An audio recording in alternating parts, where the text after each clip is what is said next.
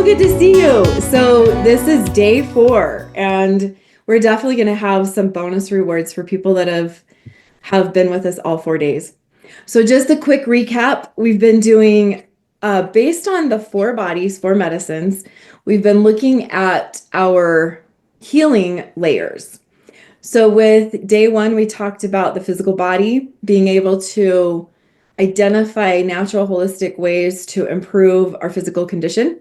A lot on the nervous system, on brain chemistry, on really functional nutrition. So good. If you haven't seen those recordings yet, or you weren't there live, you'll find several of them on the YouTube channel. And day 2, we talked about vital body.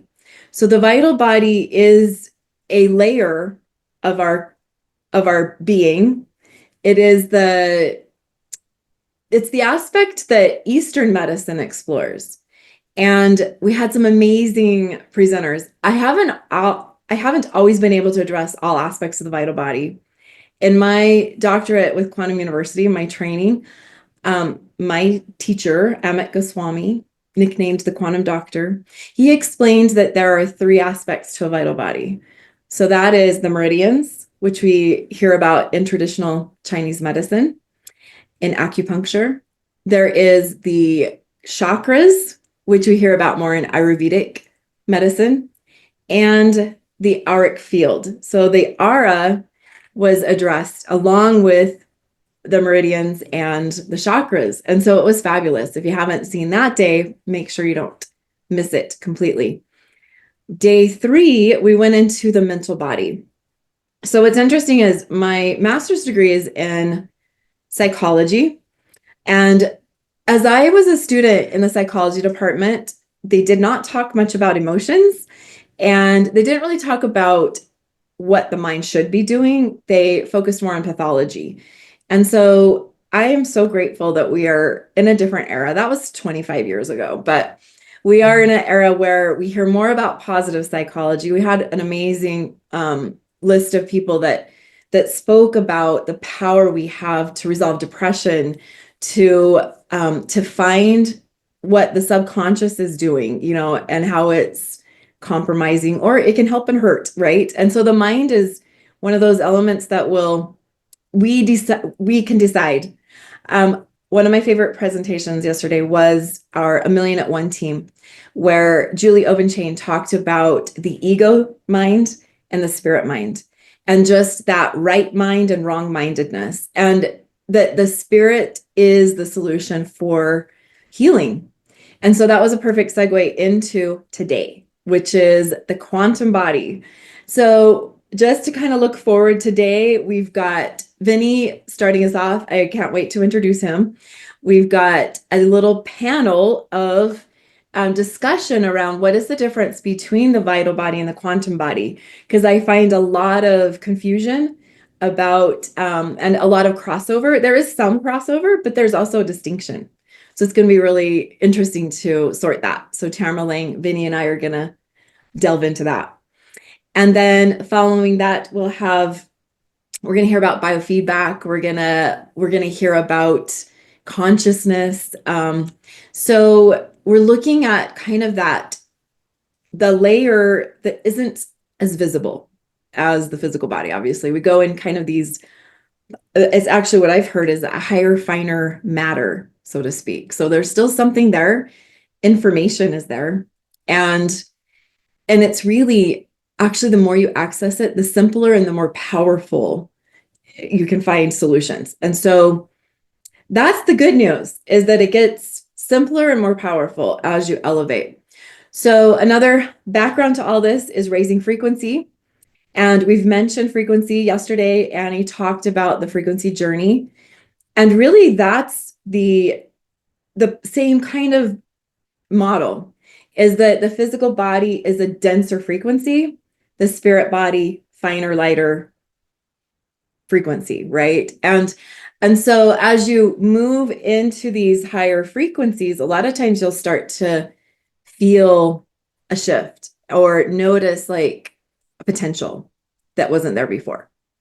And I have heard so many, like, we've had like total shifts happen just through the summits. So we want to maintain that. We want to see you continue the journey. And you will have heard about the frequency school as you've been here through the week. That is our foundational program as the Love Solve Academy, where we walk people through the frequency journey and we delve into actually these lower frequencies. So that's something that a lot of times, those who find themselves on a healing path, the light worker path, they don't always want to delve into the lower frequencies. It tends to be that there's this idea of everything we want is up there, is higher. And what can happen is that the denser frequencies get ignored, even vacated, right? And so one of those is the actual physical body. If we're not fully integrated, and that's the name of the whole summit, right? Integrate. If we're not fully integrated into our denser version of ourself, we'll find that the body will not be in our influence as much, right? It's going to have its own experience or take on things that we're not aware of, we're not conscious of. And so the trick is to be full, complete beings with the whole range and not have any fear, really, and or any of those negative emotions that a lot of times are part of that experience that we want to run from or avoid. Okay, so there's the quick overview of the week, of the 4 days, of what we're about. And so you'll hear a little bit more about the frequency journey today and a little bit about the Love Solve Academy, but I'm excited to share. Okay, let me share this, one other parallel, and that is the awakening journey. So I actually interviewed Vinnie about 3, maybe even 5 years ago. It was several years ago.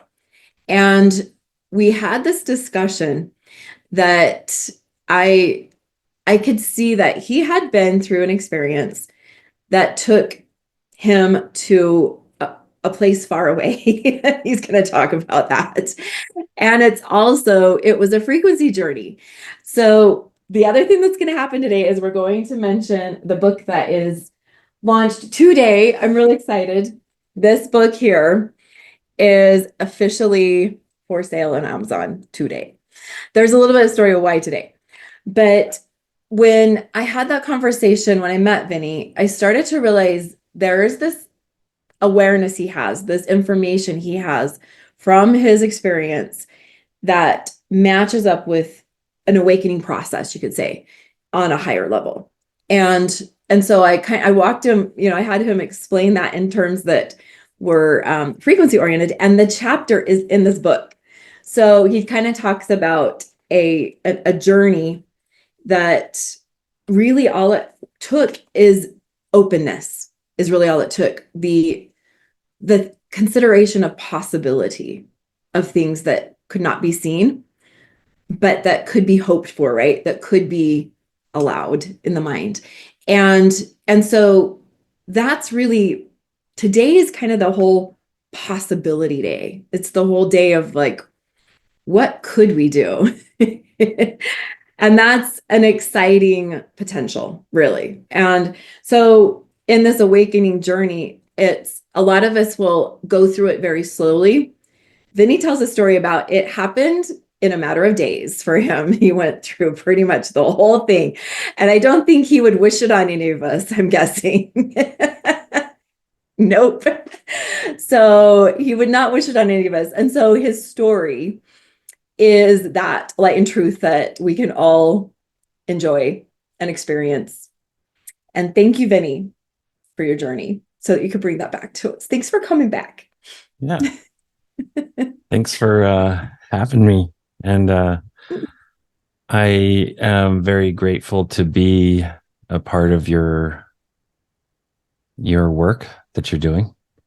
I believe that everyone has a precious mission in their life. And sometimes that is the journey that we're on. Sometimes that is the work that we're doing while on that journey. But hello, everyone. I'm Vincent Tolman, And back in 2003, I was found dead in a Dairy Queen bathroom. And the medical team that found me, they tried to resuscitate me. They weren't able to do it. They put the body in a bag and took it on their way to a medical examiner when a rookie medic who was sitting in the back of the ambulance, he decided to try to resuscitate me. And thankfully he did. He was able to resuscitate the body. I was still brain dead and in a coma for 3 days. And across those 3 days, I had what I call an after-death experience, because my experience did happen after I died. Opposed to a near-death experience. It was after I died, but I was brought back. But I was on the other side for 3 days. And in those 3 days, we don't realize who we are in this life. We think we are our thoughts and what looks at us back in the mirror, but that's not actually us. We are this light that exists within this body. And I got to spend 3 days with that light. I got to spend 3 days with what we would call your higher self. I actually got to meet an ancestor who I didn't know was an ancestor until 6 months after I came back. And it really activated a knowing inside of me, something I didn't know I always had. And I did always have it. My spirit team, who I work with every single day, they've shown me countless times that I was using that knowing before my experience. I just didn't know I was doing it. I thought in high school, anybody could just not go to class, but take a test and still get an A. I thought everybody could, but that was me because I had really good intuition. And then you compound that with my experience, and I have really, really good intuition now. Now, what I wanted to chime in on today is one of the most important things I learned from my experience. And that is that our thoughts are our magic wands. We create with our thoughts. We destroy with our thoughts.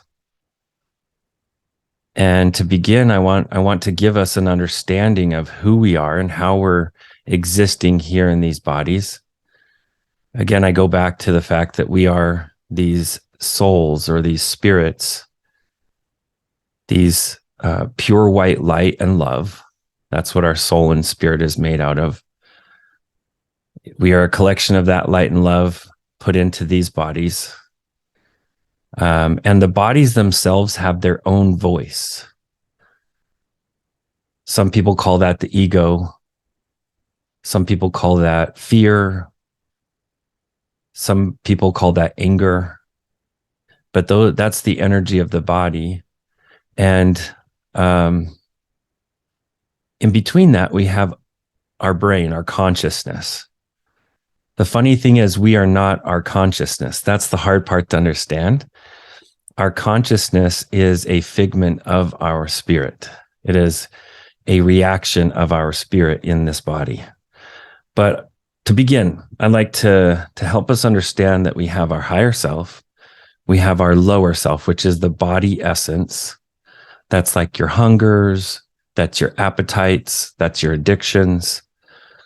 And then the consciousness is kind of a referee between the two. The consciousness is our thoughts, our mind, that goes back and forth, back and forth. And here's the funny thing, that consciousness can be ruled by the higher self. And the way the higher self rules, it rules through integrity. It doesn't rule through dominance. The body can rule, and that can rule through dominance. So here we are, we're on Earth, what I call Earth School. We're living our life. And in between all of that is our consciousness trying to figure out the best way to do this. Now, the biggest thing I try to teach people in the work that I do is that we are not our thoughts. So think about that for one moment. The thoughts going in and out of your head are not you. I've worked with people where they say, oh no, this terrible thing came in my mind. I'm so horrible for thinking that. And I'm like, that's not horrible. That's just a symptom of being human. That's the symptom of existing in this human body. So we have to understand, first off, our thoughts are not us. We are something far greater and far higher than what our thoughts could ever be. Our thoughts are an interaction that our soul has with our body. Now, I want to do a little exercise. If everyone will just bear with me and do this with me. I want everyone to close your eyes. Okay. Close your eyes, sit in a comfortable position. If you're driving, pull over, or don't close your eyes because that's dangerous. But sit in a comfortable position, close your eyes. I want you to visualize your mind, inside your mind, like an empty stage. I want you to recognize that the stage itself is the body. The thoughts or the shows that are played on this stage, they're influenced by many different things. The body is the stage, though. The body is the environment that allows the show to happen. I want you to now take your consciousness and go to the back of the stage. Place yourself on the stage and go to the back of the stage where there's a black curtain. I want you to go bring your consciousness all the way to the back of the stage where there is that black curtain. I want you to part the curtain and look behind that curtain. There's a beautiful white chair. I want you to allow your consciousness to sit in this chair. And while your consciousness sits in this chair, it can observe the thoughts. It can observe the play. It can observe the show. But it sees it from a different direction. It is able to see behind the show. It's able to see the intentions and the appeal of good and bad that happens on the stage.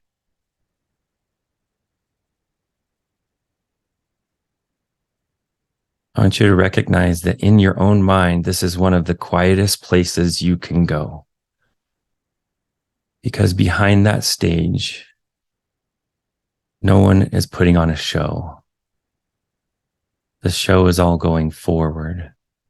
And when you sit back here, you can calm your mind. You can clear it of any thoughts and allow yourself to truly observe what is.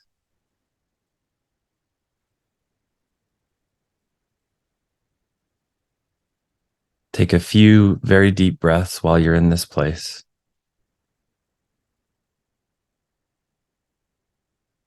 Ask a meaningful question to yourself, to your soul.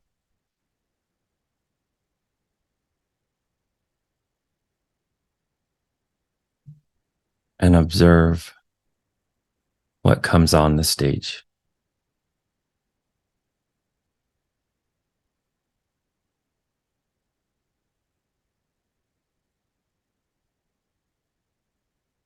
Take a few more deep breaths. And when you're ready, open your eyes.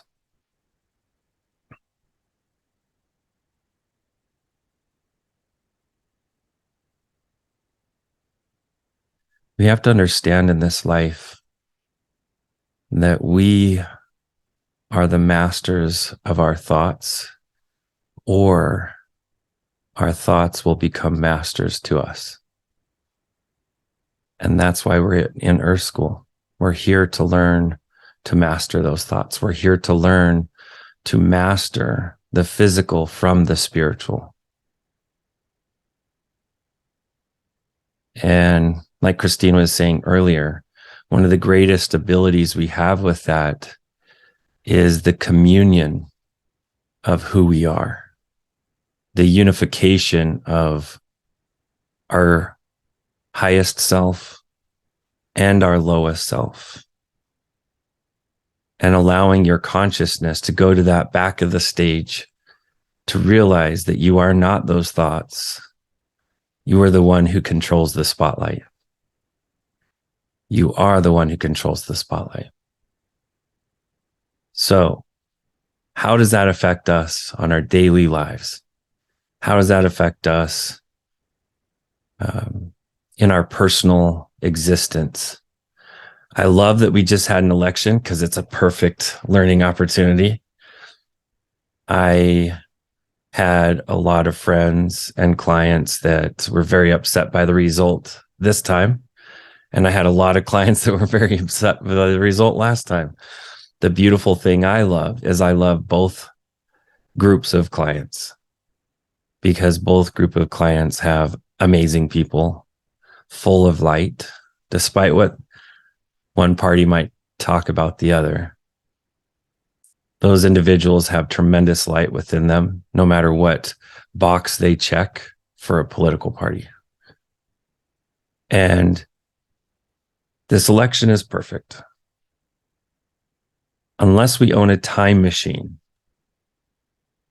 we need to keep the past in the rearview mirror. And in fact, the National Transportation Safety Bureau, they have a law that if you have a rearview mirror, not every car has a rearview mirror. You know, those big vans don't, box trucks don't. But if you have one, it has to be 40 times smaller than the front windscreen. That's the minimum. And to me, that is testament to us about how important our future is compared to our past. And with our thoughts, we have this tremendous opportunity to look forward and plan and arrange for our futures, or to pull out our microscopes and stare at the past. And if we're in the vehicle of life and all we do is stare at the rearview mirror, we're going to crash, and we're going to crash often. And like I said before, unless we own a time machine, that rule stays. We keep looking forward, we keep working forward, and we let go of the past where we can. Now, in the psychology, of course, the subconscious has lots of things we can work on in the past, but we can do that separately and not let it dictate or navigate us in our path. I've learned where my body has vices, there's a salesperson. I like to think of it as like a car sales guy. No diss on car sales guys, but I like to feel like the body has its own car salesman trying to negotiate your spotlight, trying to negotiate your awareness towards the vices. Because when the body is in control, it feels things are safe for the body.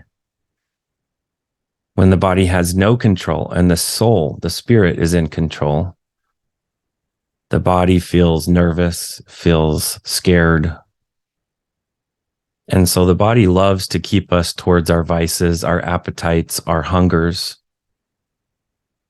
And it's our job in this life to choose where our spotlight goes. When you recognize there is only two directions for that spotlight, towards love or towards fear. There's lots of different words for fear. There's lots of different words for love. But that's the only two directions that the spotlight goes. And the love direction is towards the soul, towards the spirit. The fear is towards the ego, towards the body, towards the distancing from truth or distancing from love.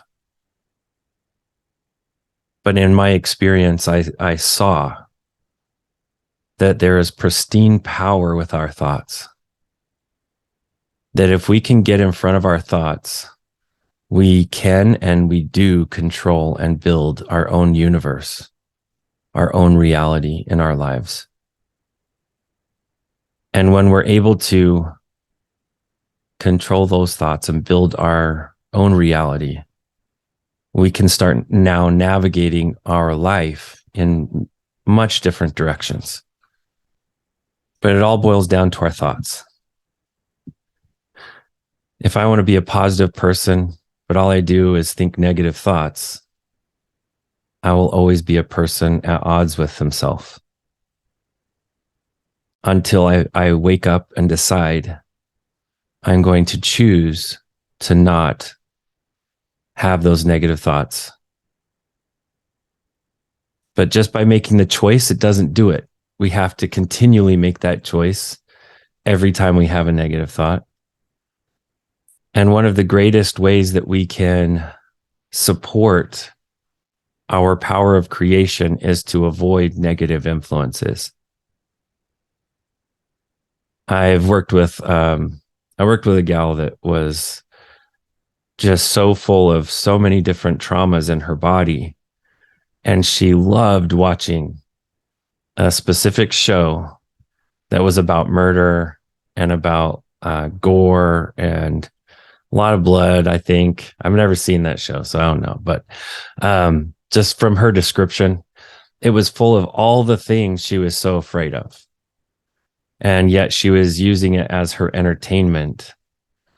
And when we broke it down, we actually asked her higher self why she was watching and entertaining herself with such negative content. She got an answer that she was doing that because if someone else was in danger, she must be safe. That was her rationale. And it's not everybody's rationale, but that was her rationale. And so I challenged her with spirit to start choosing one night a week to not consume that entertainment, but consume something positive, consume something uplifting, or don't consume anything at all. Create something, speak to someone, do service to someone. And what was neat is only a few weeks later, we had a follow-up session. She said it was the oddest thing. She'd have one good day a week, but she was still in fear the other 6 days of the week. And I asked her, I said, well, is it the day that you're doing the good stuff? She's like, no, it was the day after. It's always the day after. And so it was another opportunity to help her and I both learn that, yes, we make the decision today, but the effect is after, typically. And with her, it was a beautiful thing. She got to challenge herself for the next challenge. And she took it on herself to only watch that program once a week. And actually, when she shifted there, she shifted to essentially 7 good days a week. So for her, that was her nexus. That was her tipping point where she was able to change that energy for herself. We have unlimited opportunities with our free time and with our intentions. And when we cross our free time or our entertainment with a positive intention, we can do magical things in our lives. We can heal ourselves. We can educate ourselves. We can uplift ourselves. But most importantly, we can also uplift others. And as we uplift others, we do uplift ourselves. And this is a key point for me in my experience, because prior to my experience, I was very much a selfishly driven kid. I had a pretty successful career in construction and TV and film both. I had had great successes in both industries, and I had just started in the amateur bodybuilding at the time, and I was starting to make some waves there when this all happened. And I can tell you that even though by the world standards I had this dream life, it was not a dream life. I was so lonely inside my heart because I knew what I was doing was not me. It wasn't my purpose. It wasn't who I was. And I found that purpose with my dying and spending 3 days on the other side. And that purpose was to come back and help the world remember where their souls came from. And that's my path forward in the work that I do daily is I help people open up the doors of intuition and learn to recognize it, number one. But the first step to that is to recognize that the mind is just a stage. It's the place where the plays go, the shows are being played, and that it's up to us where we put our spotlights. Well, Christine, Beautiful. did you want to do a Q&A as well? Let's do a little Q&A. We're gonna do a couple things. So first of all, what kind of was interesting, so my husband and I, Todd and I, have been working with Vinnie for a year and a half or so. And it's been delightful. And so I want to clarify a couple of things about Vinnie that we didn't mention. One, he's been a speaker, in fact, a keynote speaker at the IANS. So International, is it? Association Near Death Studies. Yep. And okay, I'm going to tell this later too, but I got the announcement for next summer's event and for the IANS event. And I actually submitted my story because I did not die personally, but I went to the zero. And it's part of this experience I've had is understanding this quantum world. And so it's, the quantum is the nothing and the everything. So when I sat on my chair, I actually wasn't facing the stage. I was facing the everything, which is interesting. I don't know what that means. But I was searching for this. And I want to have you just spend a minute talking about when I held this book up, I showed him the copy of the cover. You've been aware of that image, I think, for a long time. We added the spark in the middle, I believe. But yeah, tell us what that is. So that's the Helix Nebula. The Helix Nebula. Wow. After I had my experience, I would go into meditation and I kept connecting to this being of golden white light. And it would show me around the universe for fun. It was not a human, though. It was a much higher being than someone who's ever lived here on Earth. And that being essentially called themselves a builder of the universe. And the first time I really connected to that being, it showed me an image like the Helix Nebula, essentially just more almost like zoomed in and more close up, but it was the Helix Nebula.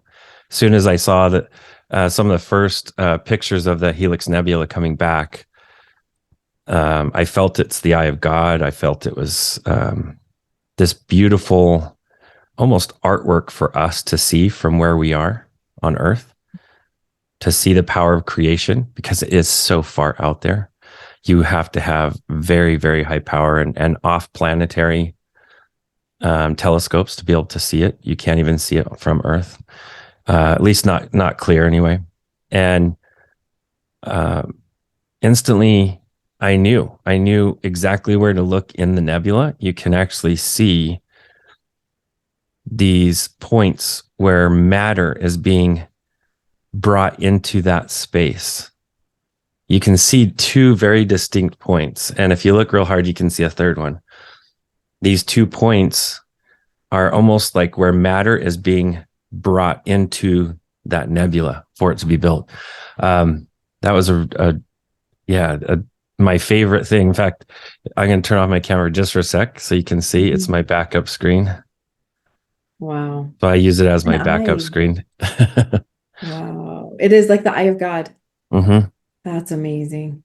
I see the eye of God everywhere. I see it in strangers. I see in their eyes. I see it in nature. I see it in trees. I see it in stones. I see it everywhere without any hallucinogenics. Okay. Without, yes, yes, that's what you, I love it. Take note. Take note. So I want to invite people to put little comments and questions in the chat because I want to come to those. But I'm going to have Vinny share the experience of the pearly gates. Do you remember that one? Absolutely. So Yes. And that one's in, that's part of his story. is that in there? That's It's in awesome. there. That's cool. Yeah. Um, as I was approaching the heavenly realm, it's a different dimension than where the earthly plane exists. It's a much higher dimension. And as I was kind of making my way there, it was odd. I had a lot to learn, even growing up Christian and growing up in church, strict family. Um, I didn't have everything I needed. I actually had to do quite a bit of learning. And in that learning, I was making all this progress and with my guide and found out later that guide was my great great grandfather. Um, as he was guiding me through all of that, we were getting closer and closer to what I could see, what started out to be just this white light that we were getting closer and closer to. Then as we got almost to it, I could see this tremendous mist around the space that we were headed to. And that mist, as we got closer, I could see was formed of these huge orbs. And from a distance, it did. It looked like clouds, almost like it looked kind of like nebula clouds, the way they look in a nebula, because they were glowing they were lit. And as I saw that they were orbs, my inquisitive mind thought, I wonder what those are and why are they here? And as soon as I thought that, Drake, who is my guide, he took my consciousness and put it inside one of these orbs. And inside, I saw kind of this experience playing out for this old Italian gentleman. He was just very upset about being betrayed by his son, and he thought he was yelling at his son in his mind's eye. Excuse me. In his mind's eye, he was looking at his son, and he was speaking Italian. Even though he was speaking Italian, I could understand what he was saying. He was like, "Why did you betray me? How dare you? I brought you life." Um, and so, in doing all that or watching all that, I felt empathy for him, but I also felt kind of bad because there was no one in front of him. He thought he was yelling at his son, but his son wasn't there. His son's off somewhere else. But it finally got to a point where he was done saying what he needed to say. And he took a breath. He kind of hesitated and took a breath. And before you knew it, he realized, oh, wow, I'm not where I thought I was. And then instantly he was taken into the heavenly space. But he couldn't get into the heavenly space until he had exited all of the victim energy off of his soul. And that's what these pearls do is as you're going towards this heaven realm, there's this gate that if you haven't let go of your victim nature, you're put in one of these contained spaces of love, and they're built out of love. And you go there until you get it off, until you're done, until you've chosen to release it and let it go, let it out of you. Then you wake up to where you are and that you're surrounded by love, and instantly you're taken to the heavenly realm by actual angels. That was something that was odd to me. I didn't know, growing up if there was angels or not. We always put one on our tree at Christmas, but I didn't really have that deep discussion as a 25-year-old or even younger than that. But a big part of our entire existence is angels. And I work with them almost every day. Well, I do work with them every day. Yeah. That's the Pearl That's experience. that is, yeah, I love that. And it makes so much sense that And it's like a density energetically, right? With that negative emotion. And, the idea of this finer matter concept is that it's too heavy, it's too dense to move to that next level. It's interesting. Later in meditation, I did see that in the heavenly realm, I didn't see this through the experience, but later in returning in meditation, I saw this, that they have these half pearls on the heavenly space for those who cross in cataclysm, in like traumatic, very traumatic ways. Now, it's the body that experiences the trauma. The soul watches it though. So, yeah. Wow. That's fascinating. So it's not like the person didn't bring that on themselves or get stuck. No, in those Like cases, a it was traumatic Mother event. Nature, a car accident, a war, a Yeah. bomb, something like that. So the soul, right before the trauma happens, the soul is pulled up and out by angels, and then it witnesses the trauma from the outside, not from the inside of the body. But even just witnessing it, it leaves us a bit of that trauma. But it's very important to the plan that we witness the trauma from the outside, though. Fascinating. No Okay. matter what the So, trauma is. Yeah. okay, we might have to come back to that later when we do our next thing. But hmm the there's a couple of comments that I want to get to. So, Odette from Netherlands, and like welcome. And we've definitely increased our viewers just since you started. So it's fun to see people coming in from all over. And so Odette has watched several of your YouTubes, Vinny, where she and so she's familiar with you, but she said just now she sensed something in her body um that she entered and listened, and she became very emotional while listening to you. She says spirituality is not new to her, but she can't remember these unexpected strong reactions. Do you have a sense of what's going on with Odette? Um, I carry a really strong presence of God's love for us. Mhm. That's what allows me to keep existing. If I don't have that in me, I will get to cross back over. Wow. And I've had people talk about it. It's not something I earned or I can earn. It's something I'm constantly trying to keep and not let go of. And it has had effect on people like that. That's beautiful. Thank you. But it's not It me. is It's it not me. It's what's coming from me, but it's not yeah. me.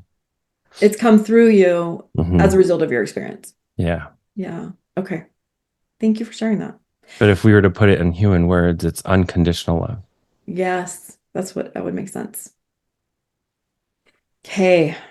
Another question from Debbie. And she says, Vinny, does a person have to have a near death or after death experience to be able to see on the other side of the veil or be aware of it? And how can someone develop that kind of sight or awareness? You don't have to have the near death experience.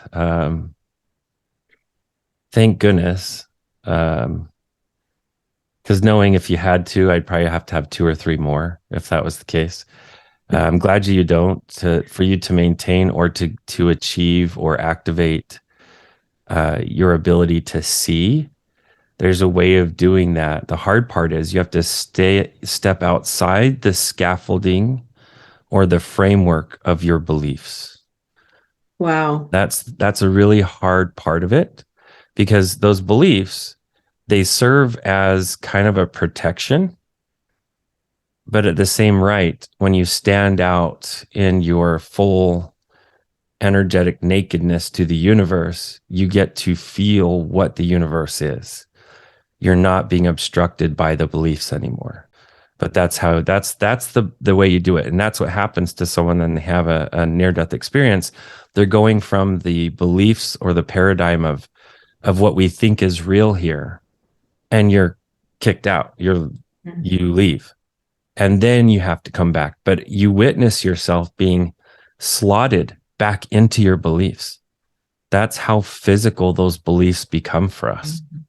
And even since my experience, I've been navigating myself outside of my old beliefs prior to the experience.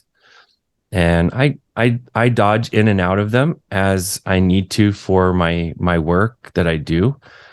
But there's many times where spirit has navigated me to here for me to understand that I was only going to go further later and further later and further later. So it is a progress to it, but you don't need a near-death experience, not at all. In fact, the IANS organization has now opened up the opportunity for STEs, which are spiritually transformative experiences, Oh, cool. which I have those almost every week now with the work that I do. I love it. It's tremendous. Yeah. That's amazing.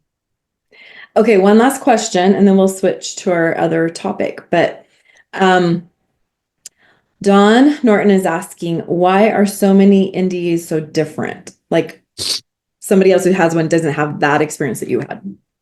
Um, well, a lot of them, here's one thing. You see dominantly the NDE is either negative or positive.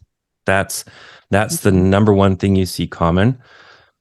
And if you go to all the negative, all the hell type near-death experiences, they never actually died. Oh, In almost 100% of the cases, they did not die. And what they were witnessing is it was their soul suffering as it was trying to leave the body. And wow. that's horrible. It's not fun. But there's helpers there to make it happen. And here's something else you'll find in 100% of negative near-death experiences, the first time they reach out for deity, doesn't matter the name they give to God. The second they reach out for God, deity shows up and pulls them out of it. So Wow. even if you just die with the belief that God is there, call for God, you won't be in that negative experience that so many, it's about, I did a numbers analysis a couple of years ago. It's right around 18% of near-death experiencers experience some kind of hell. Mhm. But a vast majority, over 76%, experience exclusively only positive. Very, very little, maybe a little negative in the life review step, but everything after that is just extremely positive. But Wow. what I love is here on earth, if we have an understanding of what God is, we know that God, the true creator of existence, is a better parent than we are. And as us human parents, we love our kids. We would never knowingly, well, most of us would not ever knowingly do something to hurt our child. Take that love, times it by more numbers than you can form in your head. And that's the love our creator has for us. Oh, that's a perfect end finale of thank you. And I again don't have words to express my gratitude that you show up for me and for all the people you show up for every day. My prayer to you is that you are cared for and you are well. And I think all of us on this call would send you that. Thank you. Thank you, Your Christine. well-being matters. I appreciate that. I know that I'm on this sacred mission for a reason, and as long as I follow it, I'll keep on keeping on. Wonderful. Yes. Thank you.